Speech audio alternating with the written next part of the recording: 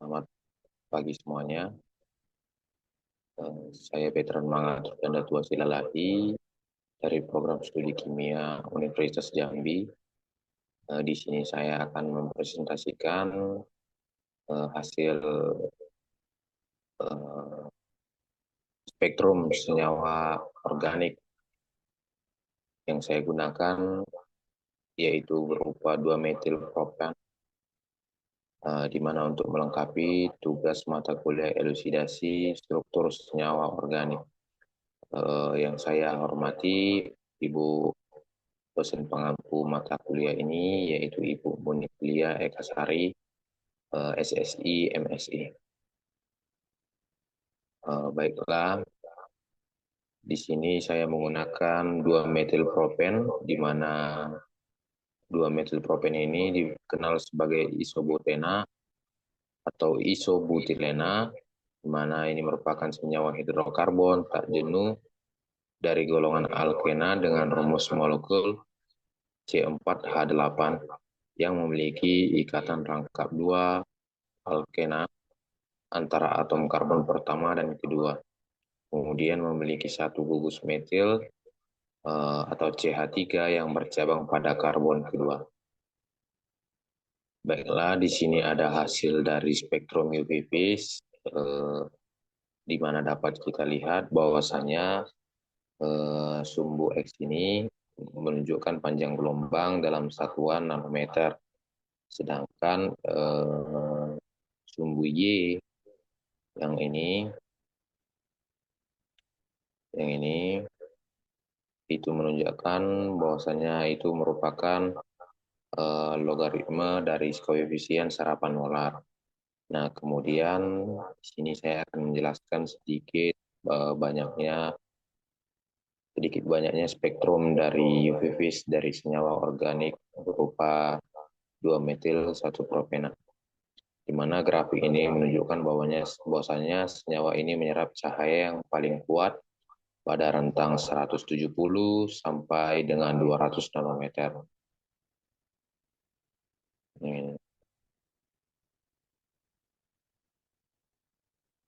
Nah, yang ini merupakan menunjukkan bahwasannya ini bagian dari ultraviolet, sinar pendek, di mana wilayah ini sangat kaya energi dan biasanya diserap oleh ikatan pi seperti pada ikatan rangkap balon senyawa alkena. Kemudian dapat kita lihat bahwasannya terdapat puncak absorbansi yang berada pada eh, rentang 185 yang ini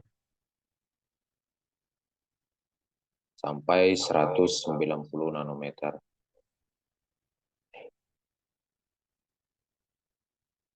Mana dari nilai logaritma epsilon yang dapat kita lihat bahwasanya ini menunjukkan nilainya mendekati 4,1. Kemudian ini menunjukkan bahwasanya terdapat senyawa 1-propen 2-metil karena memiliki sistem pi elektron dan juga karena merupakan alkena yang menyerap cahaya UV di wilayah tersebut. Kemudian adapun penambahan pembahasan lainnya itu bahwasanya di nilai epsilon ini pada nilai di atas dari 4 menunjukkan penyerapan yang cukup kuat. Kemudian dari berdasarkan spektrum UV phase ini dapat kita lihat bahwasanya penyerapan ini berasal dari transisi pi bonding menjadi pi antibonding, yaitu promosi elektron dari orbital ikatan pi ke orbital anti ikatan pi, yang umum terjadi pada senyawa dengan ikatan rangkap seperti alkena. Kemudian spektrum ini juga menunjukkan adanya sistem elektron pi seperti pada ikatan rangkap C, rangkap 2C. Kemudian di sini ada hasil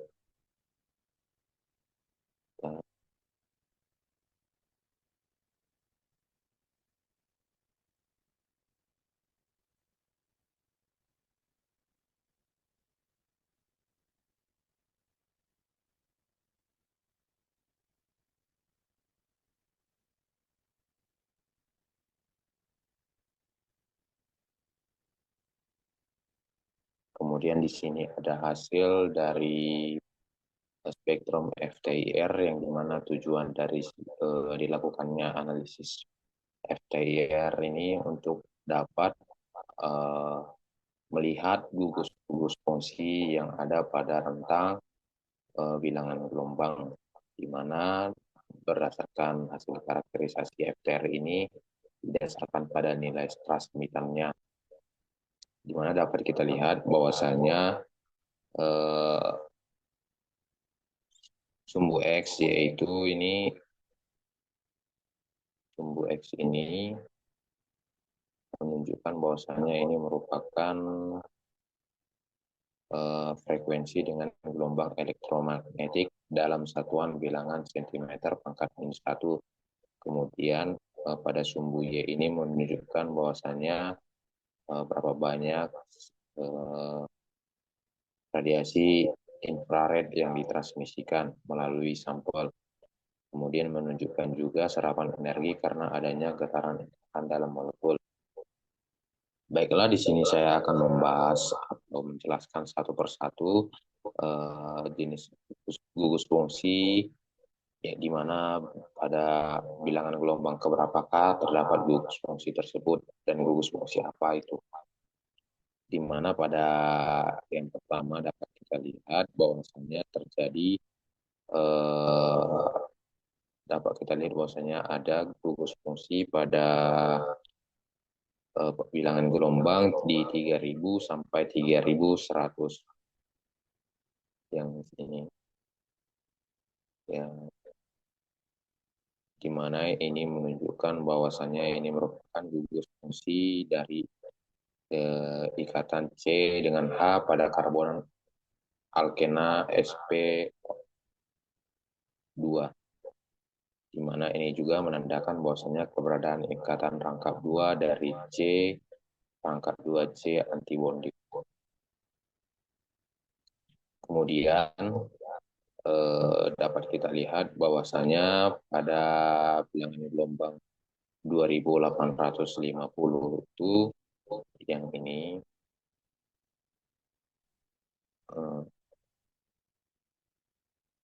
2850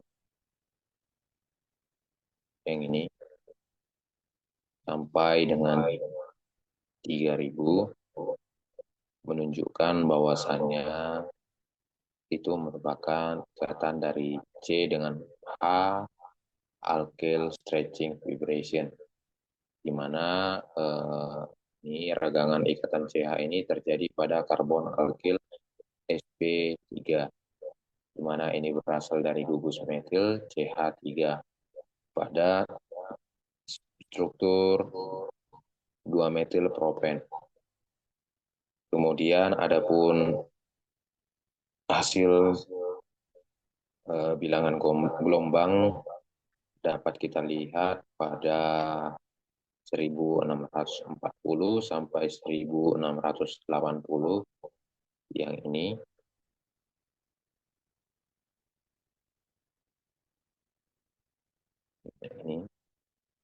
Nah, itu menunjukkan bahwasannya ada ragangan ikatan rangkap 2 antara C rangkap 2 dengan C yang menunjukkan bahwasannya mengalami stretching vibration.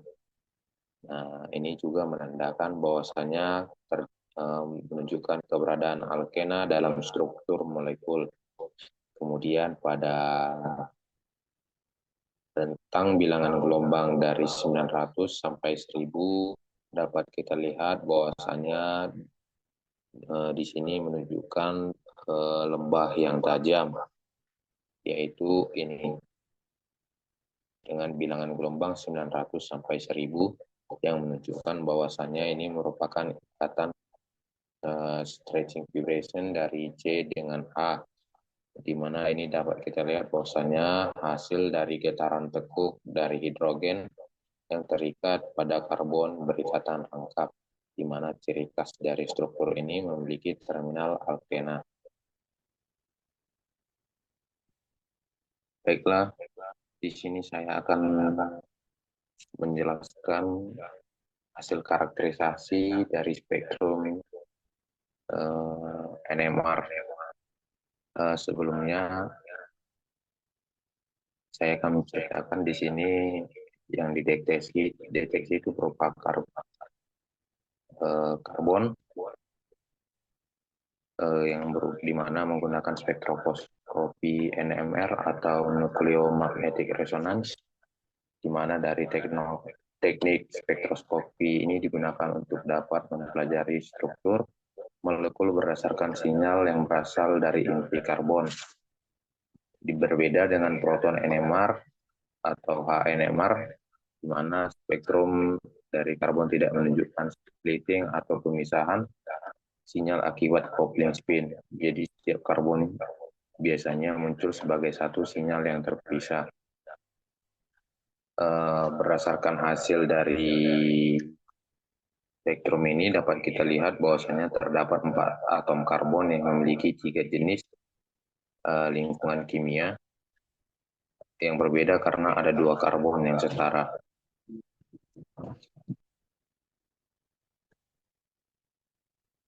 Berdasarkan dari spektrum ini dapat kita lihat bahwasanya pada sinyal 24 ppm itu yang ini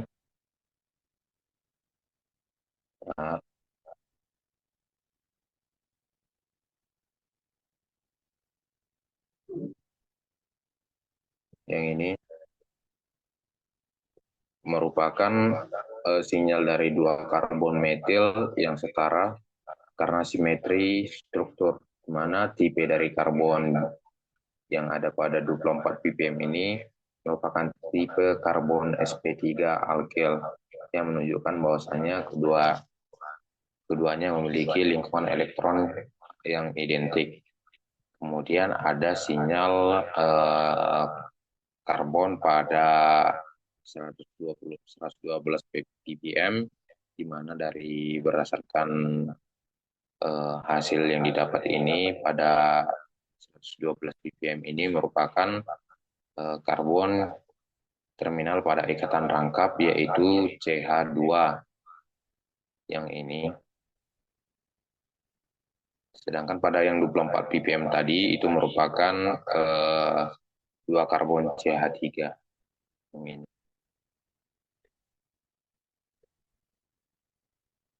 Nah, kemudian ada juga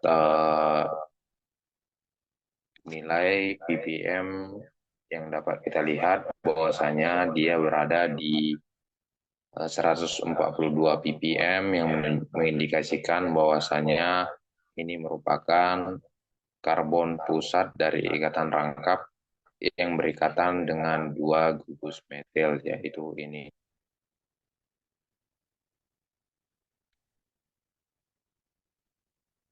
Kemudian lingkungan elektronnya di sini lebih kaya karena elektronnya berlimpah. Selanjutnya itu ada hasil dari karakterisasi NMR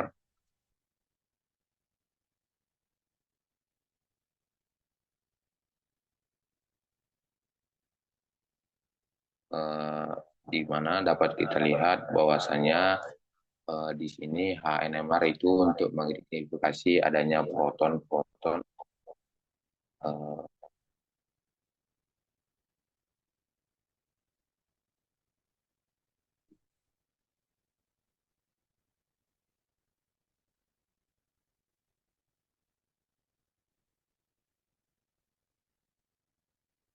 di mana berdasarkan dari senyawa ini, senyawa 2-metil propen ini dapat kita lihat bahwasannya memiliki 6 proton dari 2 gugus metil CH3 yang identik atau setara, dan kemudian ada 2 proton dari gugus CH2 nih, yang dapat kita lihat pada strukturnya ini.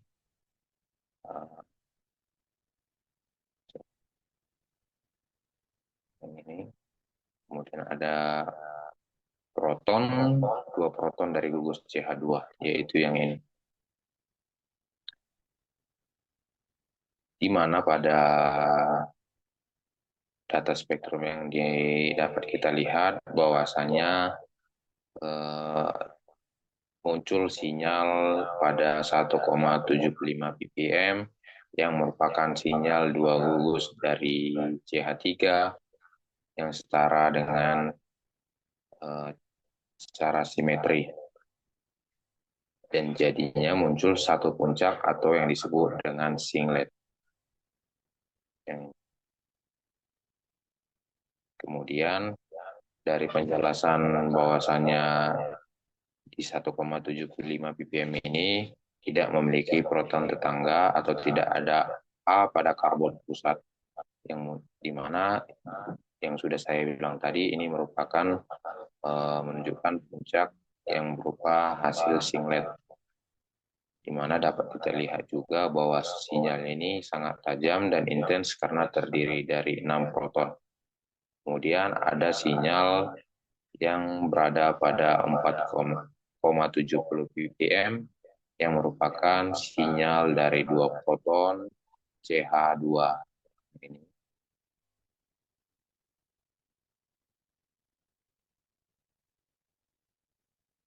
Ini merupakan proton dari alkena. Nah, pada 4,70 ppm ini menunjukkan proton tersebut berada di lingkungan elektron terdesildate atau tidak terperisai akibat keberadaan ikatan rangkap antara C dengan C yang dapat kita lihat pada struktur 2-metil propan yang sudah saya lingkari ini. Kemudian hasil dari 4,70 ppm ini menunjukkan hasil yang berupa singlet karena tidak adanya kopling. Baiklah, di sini saya akan membahas hasil karakterisasi dari spektroskopi massa. Sebelumnya, apa sih spektroskopi massa? Spektroskopi massa merupakan suatu teknik analisis instrumental yang digunakan untuk menentukan massa molekul dari suatu senyawa serta struktur dan komposisi fragmennya dengan cara mengukur rasio massa terhadap muatan atau yang disebut juga dengan M per Z dari ion-ion yang dihasilkan. Berikut ini adalah hasil spektrum dari spektroskopi massa dari senyawa 2-metil propen atau C4H8, di mana massa molekul dari 2-metil propen ini dengan nilai massa molekul 56 gram per mol, di mana dapat kita lihat bahwasannya interpretasi spektrum massa ini terjadi pada puncak molekul, yaitu yang berada pada nilai 56, di mana ini merupakan puncak molekul dari senyawa kimia 2-metil propen. Kemudian ada puncak yang tinggi juga atau yang disebut dengan base peak atau puncak ion dasar yang dapat kita lihat pada puncak 41 M per Z yang mengindikasikan bahwasannya ada senyawa kimia yang berupa C3H5. Kemudian ada pun fragmen lainnya dapat kita lihat terdapat pada puncak 39 yang mengindikasikan bahwasannya itu adalah C3H3 yang memungkinkan berasal dari eliminasi H2 dari C3H5. Kemudian ada M per Z yang dapat kita lihat nilainya pada 27 sampai 29 yang menunjukkan bahwasannya keberadaan fragmen C2 seperti etena, etil, dan juga vinil. Kemudian ada M per Z dari 15 merupakan itu adalah ion metil atau CH3, di mana ini fragmen paling kecil yang umum ditemukan dalam pola fragmentasi. Baiklah, adapun pola fragmentasinya akan saya jelaskan berdasarkan gambar ini. di sini dapat kita lihat ini merupakan hasil dari pola fragmentasi 2-metilpropen atau C4H8, di mana dapat kita lihat bahwasanya terjadi atau dilakukannya pembentukan ion N+, di mana dari 2-metilpropan ini ditembakkan dengan menggunakan sinar radiasi elektron tegangan tinggi yang akan menghasilkan 2 elektron, di mana pada ikatan rangkap 2 dari 2-metilpropen ini atau gugus alkenanya akan terpecah membentuk kation dan juga radikal, di mana hasil yang didapat itu nilainya berada pada 56. Kemudian yang kedua itu bisa dilakukan fragmentasi alilik, di mana dapat kita lihat bahwasannya di sini 2-metilpropen ini ikatan rangkap 2 atau gugus alkenanya itu terpecah, sehingga di sini yang mengalami atau yang membentuk radikal itu berupa H3C, atau yang dapat kita lihat bahwasannya tadi dari spektrum MX-nya berada pada nilai 15 M per Z. Kemudian yang menjadi karbokatiumnya dapat kita lihat yaitu berupa senyawa kimia yaitu C3H5. Dapat kita lihat bahwasannya hasil ini merupakan base ion peak dari C3H5 yang menegaskan bahwasannya memang betul ini adanya senyawa kimia C3H5 dapat kita lihat pada spektrum MS yang ini. Ini merupakan hasil dari base ion peak atau puncak tertinggi dari 2-metilpropen.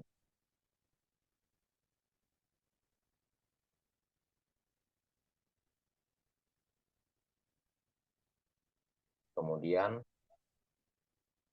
di sini dapat kita juga melakukan donor H beta, di mana dapat kita hitung bahwasannya untuk pelepasan H betanya kita hitung dari sini. Ini merupakan alfa, ini merupakan beta. Nah, di sini kita akan membentuk atau membuat dia menjadi atau mendonorkan H betanya, di mana di sini dapat kita lihat bahwasanya ikatan angka di 2 di sini atau alkena di sini dia akan diputus, di mana CH2-nya ini akan bersifat radikal, yaitu ini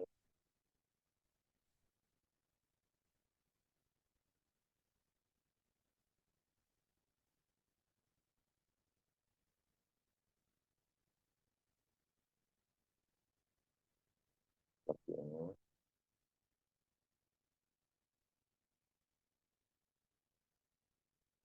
di mana radikal ini akan menyerang atau berikatan dengan CH2. Kemudian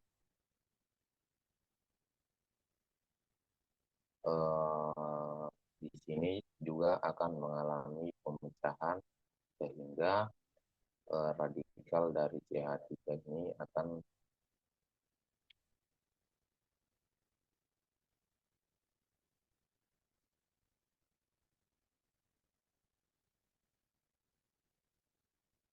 menyerang CH3, C, angka 2, CH2. Di mana di sini yang akan terbentuk menjadi karbokation yaitu berupa H3C, dan radikalnya yaitu CH3C angka 2 CH2. Inilah yang menjadi pola fragmentasi dari 2-metilpropen, dan berdasarkan dari hasil pola fragmentasi ini tidak dapat dilanjutkan proses pembentukan atau perlakuan McLafferty, karena syarat dari proses perlakuan McLafferty dia harus terdapat H gamma, sehingga bahwasannya dari pola fragmentasi ini dapat disimpulkan dia hanya bisa dilakukan pada saat donor H beta saja. Baiklah, sekian dari presentasi saya mengenai pola spektrum dari atau pola fragmentasi senyawa kimia 2-metilpropen. Jika saya ada salah dalam penyampaian presentasi ini, saya mohon maaf. Terima kasih.